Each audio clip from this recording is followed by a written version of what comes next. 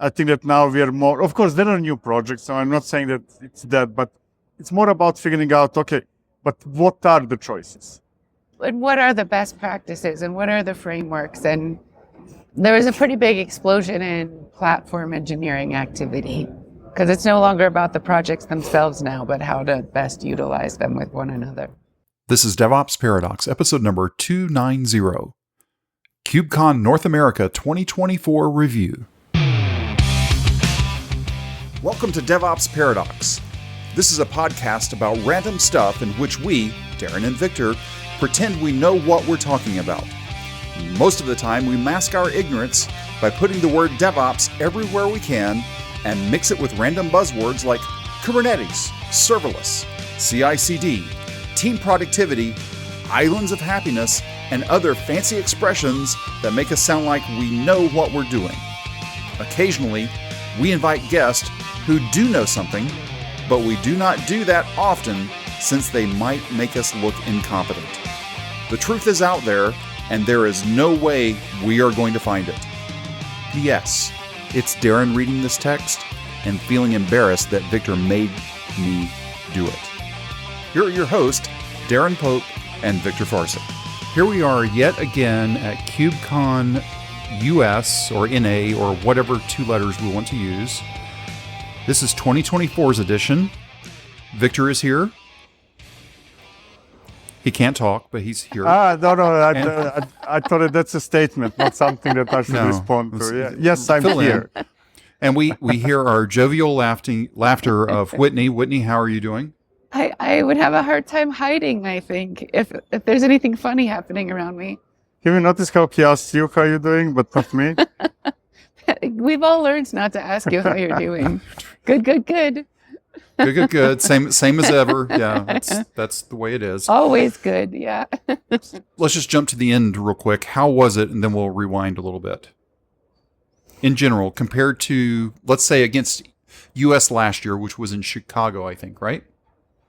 Probably just as good or better than U.S. Yeah. Okay. I don't think it matches Europe. No. But yeah, compared to last year, U.S., yes, more or less the same. Yeah, I don't think we can compare U.S. to Europe ever. They're just completely different animals, I think. Yeah. But this one in the end, I think, had about 9,500 attendees. Something like that. The numbers that we came out. And I think Europe was like 14K. So, I feel it being a little slower. Yeah. But it's still really nice.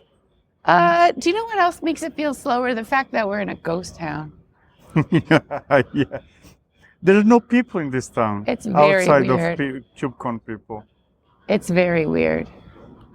Well, we'll get to where KubeCon is going next year in a few minutes, but it sounds like you had a good time. You're ready to go home. You have no voice left, which is standard for par for the basically course. Day 6, Day 7 now at this point. Oh my God! Yeah, that's a proof that we've been here. Otherwise, people would doubt. If anyone says I feel well rested, yeah, you're a liar. You're a liar, or you're not experiencing KubeCon properly. So I've been watching from afar. I've been watching some of the releases. Nothing seemed completely crazy to me. Seemed pretty much in line. I saw Dapper graduated. I saw Cert Manager graduated. I saw new versions of KubeVirt and, but nothing to me that was exciting, for lack of a better term. Am I wrong in that? I feel that this is in line with what I've been saying for a while. I think that within this space, cloud native, we're in a consolidation phase, right? We're not in a phase anymore where every year you go to KubeCon and you hear 50 new ideas that you haven't even thought of, and 75 new projects that are doing the same as other projects but slightly different, and so on and so forth, right? I think that now we are more, of course, there are new projects, so I'm not saying that it's that, but it's more about figuring out, okay, but what are the choices? And what are the best practices and what are the frameworks? And there was a pretty big explosion in platform engineering activity because it's no longer about the projects themselves now, but how to best utilize them with one another. How much AI was talked about? Was it as bad as last year, or was it a little more subdued? I can comment only on the expo floor, and Whitney will have to chime in for any of the talks or keynotes. I had feeling of less AI, and I was very surprised, to be honest. I thought that it would be AI, but I feel that I haven't seen much, if any, AI, to be honest. I mean, there are, but nothing extraordinary. It's almost as if the companies figured out, okay, so we cannot fake it really. That's not really a thing either. I got so sick and tired of hearing AI chatbot. Like the use case example for AI is almost always a chatbot. And even that happened during the keynotes. Yeah. And once you get past like the really low hanging fruit, like what are you really doing with AI and how is it making a difference? Yeah, exactly. Doesn't matter whether we're talking about KubeCon or something else. It's what Whitney just said. Can we figure out what's AI for first? Yeah. So in the keynotes, AI was talked about a little bit, but it definitely wasn't like in Europe, AI was every single keynote. It actually annoyed me a lot. Yeah. And this time they didn't bring it up for a while. Or as Viktor pointed out to me when we were talking to each other, it was indirect. So they were talking about how to run big batch workloads. Like, so they never said AI, but like the use case for that is AI. Yeah. But they went a good 30 minutes of keynotes without mentioning AI. I think it was great. So here's my theory of the AI, right? At one moment, the hype will slow down or disappear. It will become a thing like anything else is a thing. And at that moment, we are going to finally figure out that it's mostly the same. You still need to run it on servers. You still need to manage it somehow. You still need to have networking around it and storage, a lot of storage, and so on and so forth, right? Now, obviously, there are some differences, but differences are not as big as we think they are. Like, hey, you need to select GPU instead of CPU. Okay, but it's still more or less the same. Yeah. The major challenge is probably the sheer volume of it, right? Now you're talking about something that could be measured in hundreds of workloads is now thousands, right? Or tens or hundreds of nodes are now hundreds or thousands of nodes. So I feel that the major challenge there is really the scale itself. They announced a project or a Kubernetes sub-project called Q, which is a Kueue, which queues workloads and batch jobs across clusters. So the AI was more like how to run AI when it did come up than it was what to do with the AI itself. One thing that I saw announced either today or yesterday was GKE being able to support 65,000 worker nodes. Did y'all see that? No. I saw it. Yeah. I think it was announced actually even before KubeCon, just a few days ago. But anyways, yeah, I saw it. What are the implications of that? More nodes. Well, thank you. What can you do with more nodes? So the Run headline, more stuff? Run more stuff. Well, that's the key thing. So the headline for this was 65,000 nodes and counting. Google Kubernetes Engine is ready for trillion parameter AI models. So that's okay, great. Yep, yet more AI models. But if anybody's going to do it, it's going to be Google, right? That's their bailiwick. I don't understand sometimes what's a sponsored keynote and what's not. So there is something. I can explain it very easily. They all are. They all are. So there was a mention of an AI hyperscaler. Like somebody is trying to be an AI hyperscaler. Whether it was a sponsored keynote that I'm gullibly putting here, but I thought that was interesting. Because alternative would be that community chose AI hyperscaler as a choice for the keynote. Impossible. Could the community be doing that? No? Okay. No. I feel I have egg on my face. Never mind. I'm not going to mention anything about it. Too late. Okay. Moving on. So we know that Viktor didn't go to any sessions or didn't go to any keynotes, so we're relying on Whitney to tell us what actually happened. So what did happen? Was there anything in the keynotes that sort of made you think, okay, that's cool, or here we go yet again? Before Whitney answers, what you said is not true. I went to the first 15 minutes of the first keynote. It's not like I haven't been on any. The first 15 minutes of the first keynote was really weird, actually. Do you remember it? Yeah. It was like, hello, welcome to KubeCon. We should all be afraid of patent trolls. And even still, I was like, patent trolls, like, what are the syllables coming out of her mouth? Like, I couldn't even figure out what the heck she was saying. And when I say she, I mean Priyanka. So, and then it was just like, the open source community has a problem with malicious actors creating patents and trying to steal the intellectual property. But don't worry, Linux Foundation has a partnership with blah, blah, blah, and we have you protected. And I was like, I don't understand. You're telling me there's a problem. You're telling me there's a solution. And it's the beginning of KubeCon. You're opening with this. What am I, like, why? First you scare children and then you feed them. It's really important they demonstrate value hard and fast. I thought it was strange. There's this illustrated troll that they put up on the screen. It was very weird. Actually, there was some illustration with troll and bunch of bulls or something behind the troll. There was oxen. Yeah, but that illustration made me feel sorry for the troll. Honestly, they were menacing bulls. They looked mean. Whatever type of animal that was, they defend themselves by making a circle where their butts are in and their horns are out. Yeah, and but so each of those animals was bigger than the troll. Each of them individually could crush that creature. Yeah, we gotta crush the terrible patent trolls. Well, like, okay, we love to talk trash about the keynotes, but what in your mind would be a good keynote? Like, what should they open with? The first day should be dedicated exclusively to the projects.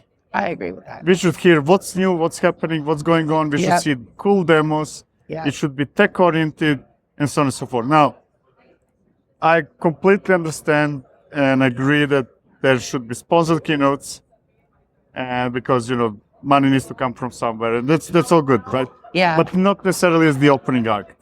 I would move those to the second day, right? Because you want the first and primary focus of the open source foundation must be open source. If that's not the focus of the foundation, why do we have the foundation, right? Yeah. And yes, sponsor talks should be there. I understand that completely, but it should be maybe not the starter. Yeah.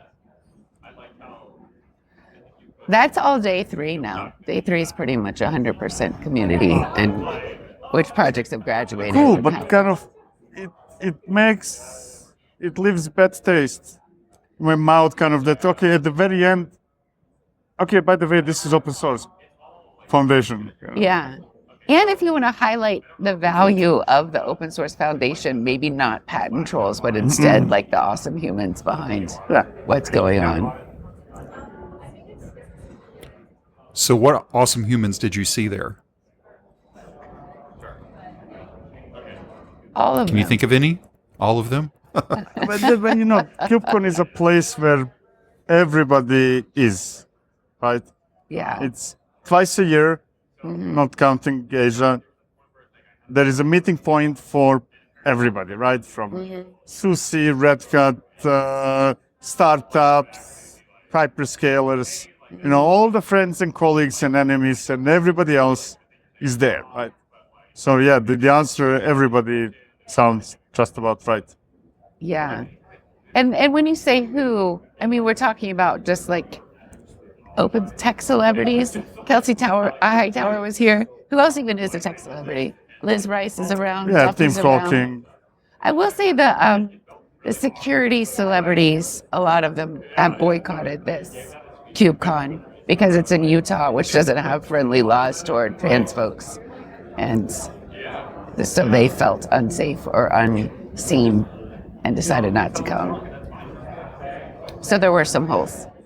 So we talked about the people. We talked about the keynotes. Any good sessions, Whitney, that you went to? Because I know for sure Victor did not go to any sessions.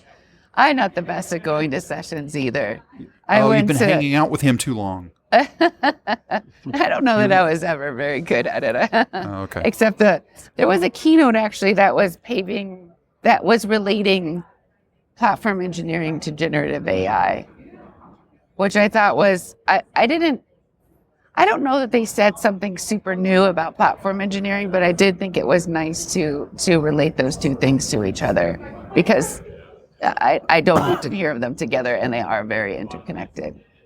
Did either of you learn anything new this year? Or maybe not necessarily new, but made you think, oh, I hadn't thought about that. I need to revisit this again. From my side, no. It's going back to my consolidation story. Well, for you though, Victor, AWS made a pretty big announcement that affects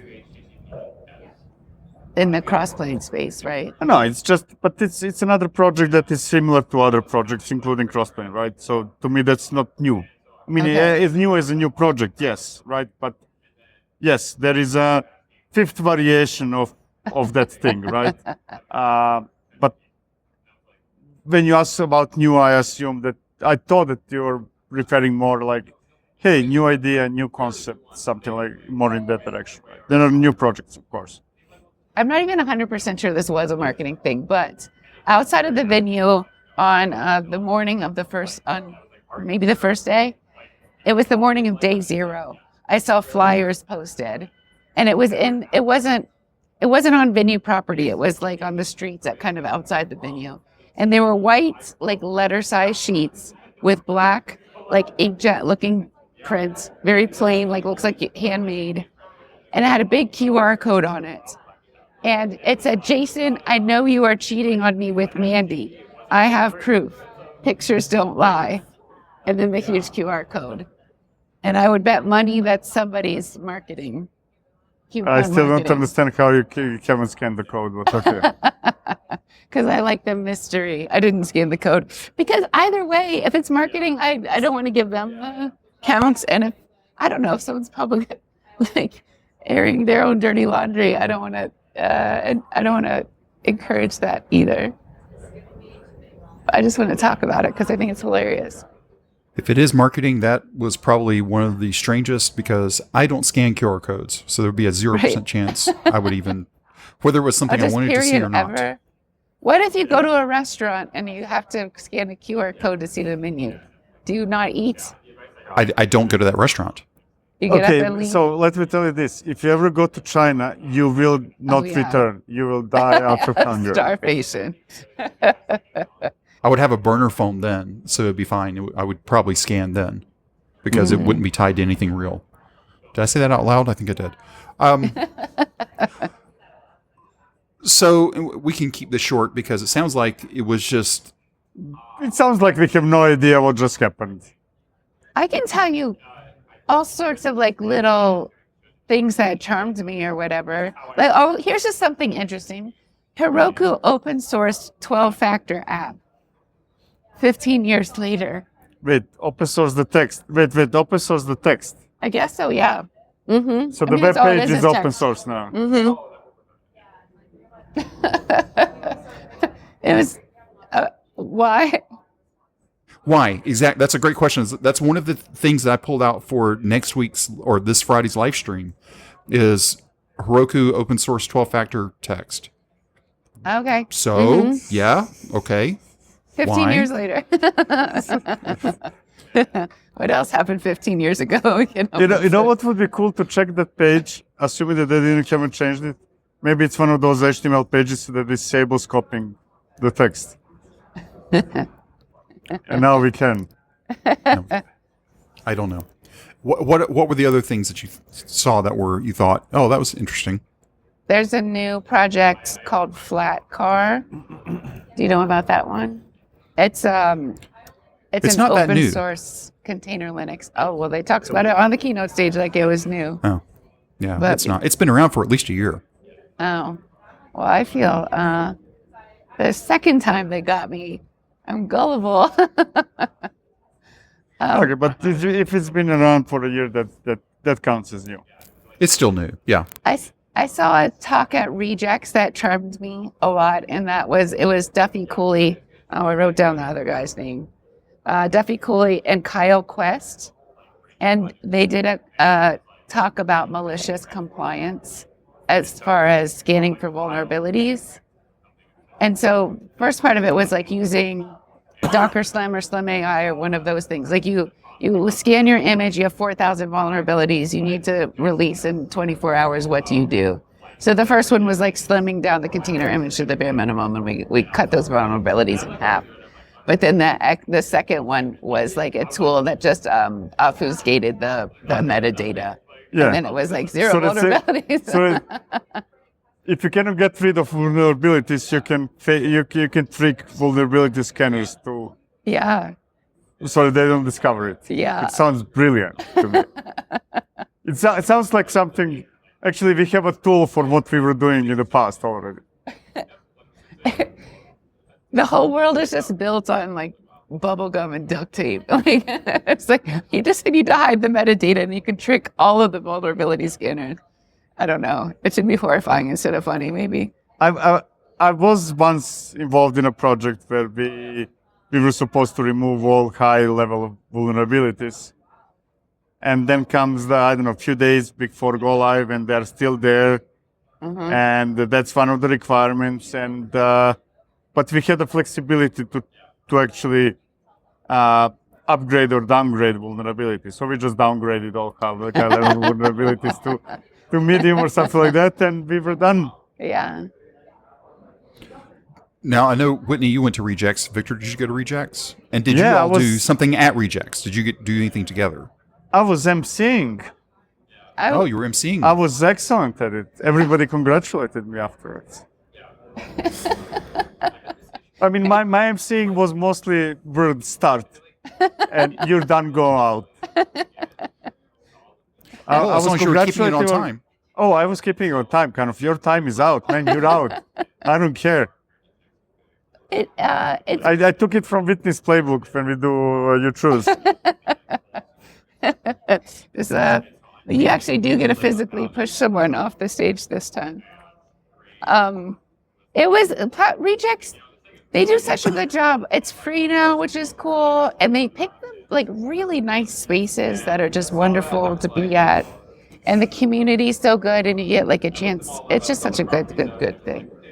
Yeah, I think that anybody coming to KubeCon and skipping Rejects is making a terrible mistake. Yeah, and the hallway track at Rejects is wildly valuable for anybody, not just for those in our industry too. And we're also happy to see each other, and we're not tired yet, and we want to talk about everything and take advantage.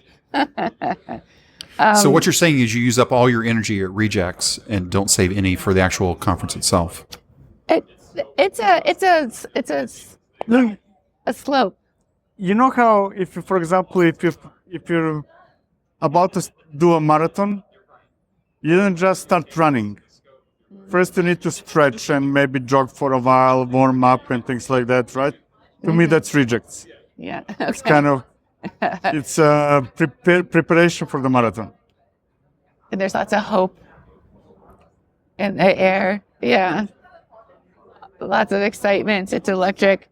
I'll tell you something else. The platform building space, like there's a lot more about platform engineering this time.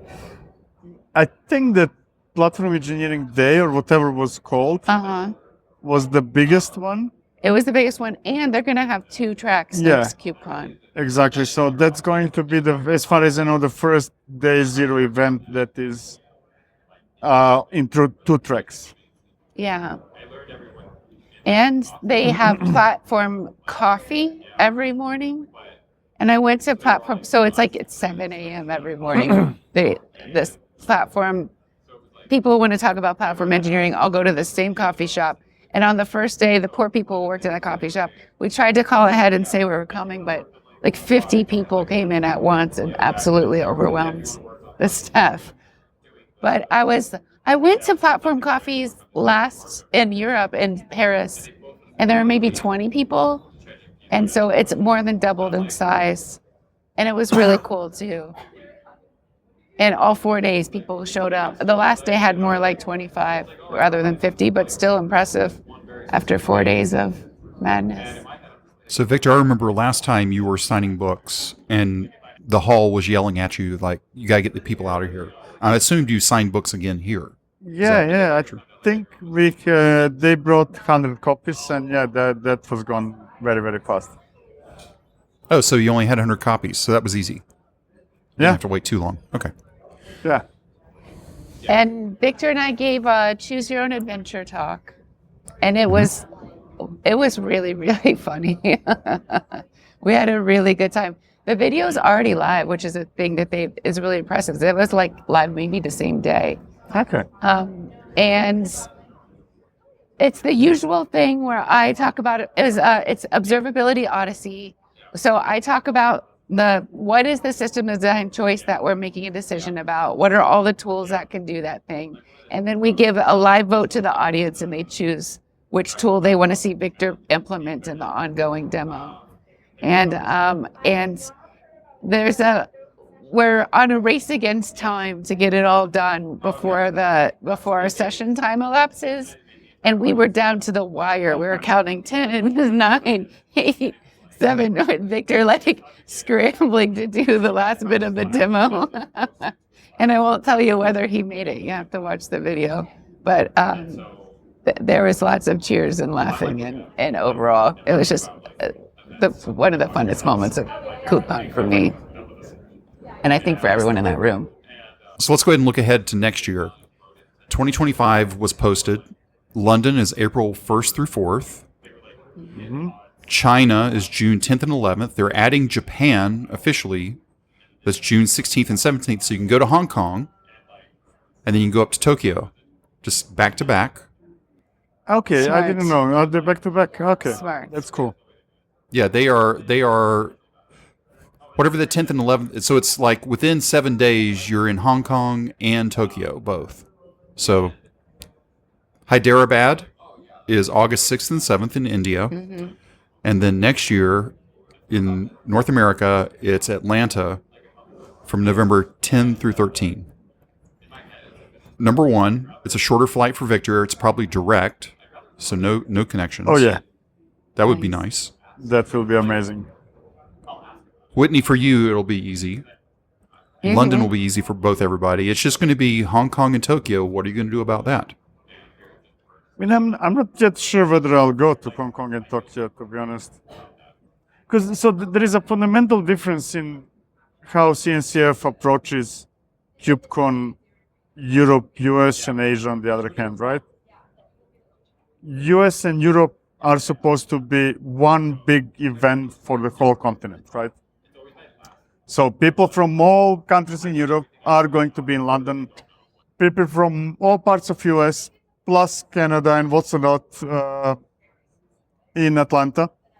But for one reason or another, that does not work in Asia, right? The previous KubeCons failed to attract people from outside the country where the KubeCon is. So that's why they're organizing China, Japan, India, right? And which is awesome, right? It's probably great that, hey, you can have KubeCon in your country instead of dealing with visas and money and what's not to go to another one. But now, from the speaker perspective, it's a really, really long trip. Mm-hmm. And those are relatively small events. I would say that they're actually on a level of a KCD in a way, right? Maybe a bit bigger, but not significantly. Like 1,500. Yeah. I mean, 1,500 is not nothing, definitely, right? But, but not the 9,500 that we just experienced. Exactly. So I'm not saying I'm not going, but it's nowhere near the priority list as KubeCon in US and Europe.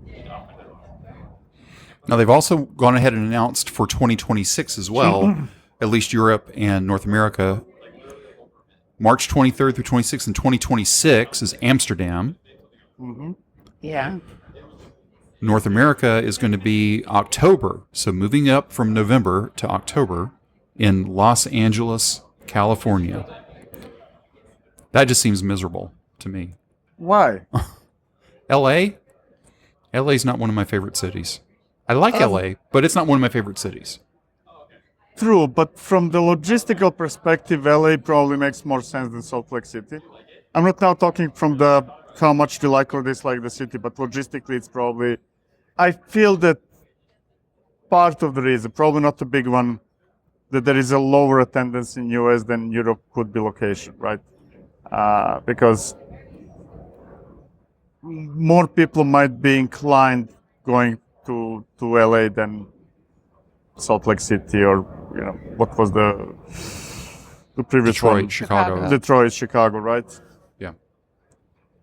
One thing I thought I hadn't been doing this too long, but someone asked me how many KubeCons I've gone to, and this is my 9th, so I guess I have been around longer than I realized. But the Amsterdam and LA will be the first time I'm doing repeat KubeCon cities.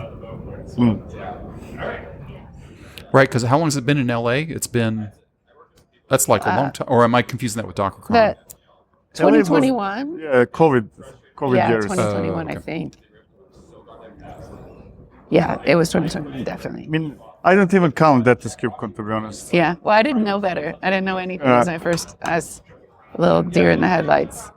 So during the keynotes on day 3, which was the best day to go to keynotes because it's all about the community, at the end, what they did, they had Tim Hawkins host a Family Feud style show where people from the community, like it really had a Family Feud music. They had the X's and the ding when they got it wrong.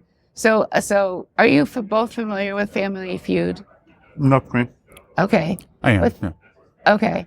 So with Family Feud, they do a survey, and then you need to guess who answers. So for example, in the Kubernetes context, the survey question is, what is the biggest risk to Kubernetes and cloud native? And so Tim Hawkins somehow conducted a survey of the CNCF community and asked them this question.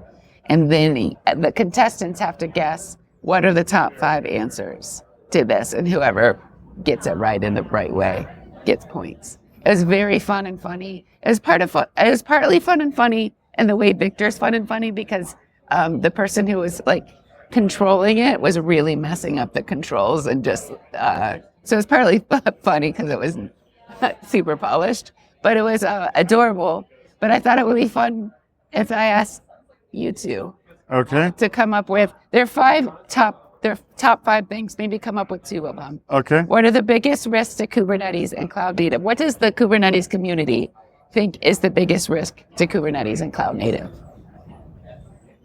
5 things. I thought that you're going to give us 5 things and we choose 2. No, you need to think of them something. Okay.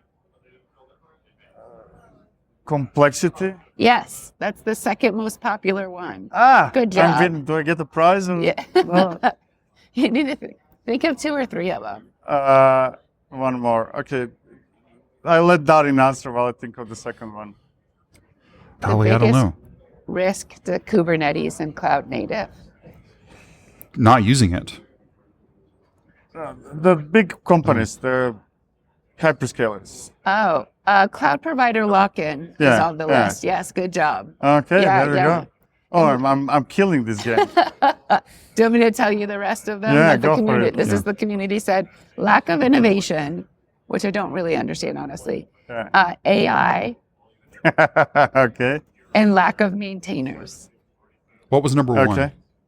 The most popular one is lack of innovation. Second most is complexity. Third most is cloud provider lock-in. Fourth most is AI. And fifth most is lack of maintainers. Boy, I would have to flip that around to lack of maintainers to number 1. Yeah. People are getting tired. It's true. And those patent trolls, those evil patent trolls. What is the best feature in Kubernetes? There are 6 top answers. API? Would do. I mean, it's here, this API. Okay, custom resources. Yes. Yeah. Number 1. Yes. Good job. See, killing it. Killing it. The best feature in Kubernetes. Standardization. Yeah, controllers and declarative. I'll give you standardization for that. Yeah. That's number 3. Okay. You said 2. I'm done. Okay, I can be done. Do you want to guess more, Darin? No, I don't want to guess any. Okay. The most popular is custom Because resources. he won number 1. And the second most popular is the control plane. The third most popular is controllers and declarative. Fourth most popular is pods. Fifth most popular is the community. And sixth most popular is auto scaling. Okay, and then we have one more. Do you want to do one more, or are you tired of this game? Do one more. If there's only one, then we can do one more. Don't hide That's your my polite way of saying, enthusiasm. yes, I'm tired, but let's go ahead and do one more. Let's indulge you anyways. Name a barrier of adoption to Kubernetes that has largely been overcome. There are 5. That has been overcome. Yes. Setup. Or installation or... Cloud provider support. Maybe Yeah. we'll call that. Yeah, that's the managed Kubernetes cluster. Or actually, it's also related to number 1, which is cluster lifecycle. Yeah. Yeah, cluster Yeah. lifecycle. Cloud provider support is number 2. Number 3 is hiring. Number 4 is reliability. And number 5 is documentation. Yeah. Good job, everyone. Thank you for indulging me. No, that's fine. And I forgot that you normally put all worries. those kinds of things together. Yeah, and wait until Darin starts with his chopping board. All of that is gone from the final one. That's fine because I'll never listen to it, so I would have never Exactly. known. In my mind, it lives forever. There you go. Well, Viktor, Whitney, have a safe trip home. Enjoy your last few minutes, I guess, in Salt Lake City. What's the big plans for dinner tonight? I'm going to some Italian, and she claims she's not eating ever again. I'm flying my best friend out from Texas to come hang out with me in Salt Lake City. We're going to do some of the nature things, drive out to the Salt Flats. So I think I'm going to sleep tonight so that tomorrow when my friend arrives, I am some sort of human. I can perform some friendship duties as opposed to lying flat on the ground, face down all day. Maybe that's the title. This is Some Sort of Human. That's how that should be the tagline now for all KubeCons. Some sort of human. Or maybe that becomes AI again. I don't know. Well, y'all have a good trip home, and we'll talk to you again soon. Thank you. Cheers. We hope this episode was helpful to you. If you want to discuss it or ask a question, please reach out to us. Our contact information and a link to the Slack workspace are at devopsparadox.com/contact. If you subscribe through Apple Podcast, be sure to leave us a review there. That helps other people discover this podcast. Go sign up right now at devopsparadox.com to receive an email whenever we drop the latest episode. Thank you for listening to DevOps Paradox.